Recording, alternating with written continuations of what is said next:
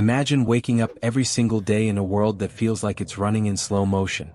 Imagine walking into a room and before anyone even speaks, you've already mapped out the hidden tensions, the unspoken lies, and the inevitable conclusion of a conversation that hasn't even started yet. To most people this sounds like a superpower. But for those living with a high IQ, it often feels more like a haunting. It's a quiet, persistent frequency that most people simply aren't tuned into. We've been taught to believe that a high IQ is a golden ticket to success, a shortcut to a perfect life. But what if I told you that the higher the number, the heavier the burden? What if the very thing that makes these individuals brilliant is also the thing that keeps them awake at 3 in the morning, staring at the ceiling, feeling like an alien on their own planet? Today we're peeling back the curtain on the hidden psychology of the highly intelligent. We're moving past the test scores and the prestige to look at the shadows. Because being a genius isn't just about knowing the answers. It's about being unable to ignore the questions that everyone else is too distracted to ask. Think about the way you see a forest. You see trees, leaves, and maybe a path. But for someone with a high IQ, the brain doesn't see a forest. It sees a complex, interconnected biological system. It sees the chemical signals between the roots, the fractal patterns in the branches, and the mathematical probability of a fire based on the dry brush at the base of a single oak. This is the first pillar of the high IQ mind, hyperpattern recognition. Their brains are essentially high-powered engines that never stop idling. While most people can turn their brains off and just be, the highly intelligent mind is constantly scanning, sorting, and predicting. It's like having a dozen browser tabs open in your head at all times, and every single one of them is playing a different video. But here's where it gets dark. When you see patterns in everything, you also see the cracks in everything. You see the flaws in your government, the inconsistencies in your friends' behavior, and the inevitable decline of your own existence. This constant awareness leads to something psychologists call existential depression. It's not a sadness born from a bad event. It's a profound grief born from understanding the scale of the universe and the relative insignificance of human life. Most people are protected by a sort of mental fog that allows them to focus on the mundane. What's for dinner, who won the game, what's on TV. But for the high IQ individual, that fog is gone. They see the vast, cold reality of the world with terrifying clarity. Now, think about the last time you tried to have a conversation with someone who just didn't get your point. Now, imagine that's every conversation you have.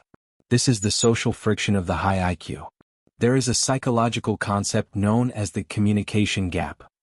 Research suggests that if there is a difference of more than 30 IQ points between two people, meaningful communication becomes almost impossible. The person with the higher IQ isn't being pretentious or elitist. They are literally processing information on a different wavelength. They leap from point A to point D, assuming points B and C are obvious. But to everyone else, they sound like they're speaking in riddles. This creates a profound sense of isolation. Many highly intelligent people spend their lives masking, essentially playing a character that is dumber or simpler just to fit in. They learn to suppress their insights. They learn to laugh at jokes that aren't funny. They learn to stay silent when they see a problem that needs solving, because they've been told they're too much or too intense. Imagine the psychological toll of never being able to show your true self because your true self makes everyone else feel uncomfortable. It's a lonely peak to stand on. And then there's the silence. Or rather, the lack of it. One of the most common traits of people with high IQs is chronic insomnia. Why? Because their brains don't have an off switch. For most, the end of the day is a time to wind down. For the genius, the end of the day is when the distractions of the world fade away, leaving only the thunderous roar of their own thoughts. They re-examine decisions made 10 years ago. They solve theoretical problems. They worry about the heat death of the universe. Their prefrontal cortex is so overactive that it overrides the body's natural urge to sleep. They are trapped in a cycle of mental exhaustion and physical restlessness. But let's talk about the trap of potential. From the moment a high IQ child is identified, they are told they are destined for greatness. They are gifted. This sounds like a compliment, but it's actually a curse. It sets up an internal dynamic where their self-worth is tied entirely to their intellectual output.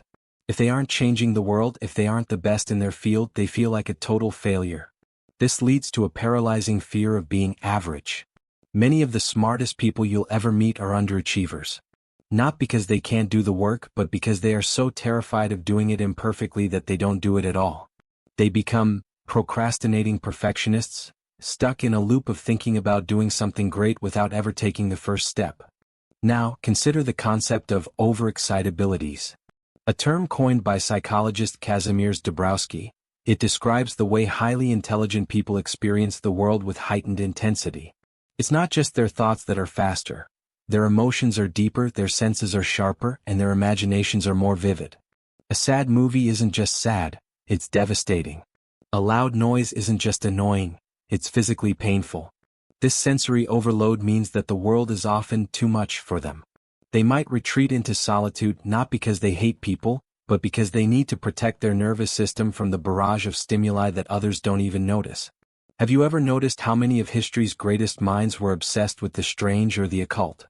Isaac Newton, the father of modern physics, spent more time studying alchemy and biblical prophecy than he did on gravity.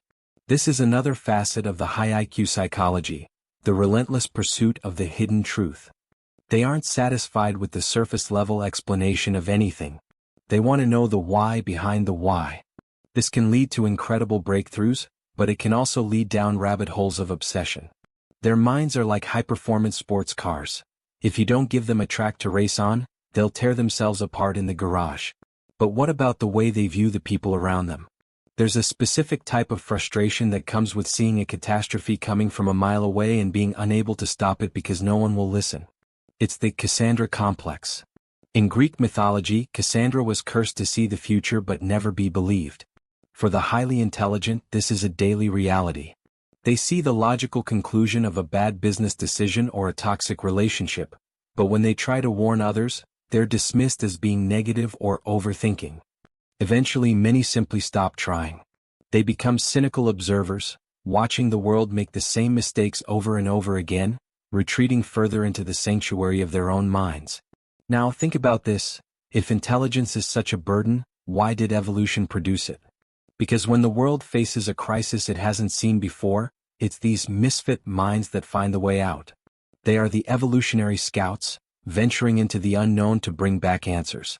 But the scout is rarely the one who gets to enjoy the campfire.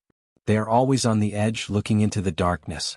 As we reach the end of this journey into the mind, you might find yourself wondering, is it worth it? Is the ability to solve complex equations or see hidden patterns worth the loneliness, the insomnia, and the existential weight? There is no easy answer. But perhaps the key lies in understanding that intelligence isn't a score on a test. It's a different way of being human. It's a life lived in high definition with all the beauty and the terror that comes with it. If you've ever felt like you're looking at the world through a window that everyone else has shuttered, or if you've felt the sting of being too much for the people around you, know this: your mind is not a broken machine. It's a finely tuned instrument. The challenge isn't to quiet the noise, but to find the melody within it. The world needs the people who stay awake at night wondering why. Because while the rest of the world is sleeping, you're the only ones watching the stars, waiting for them to tell you their secrets. And maybe, just maybe, that's a burden worth carrying.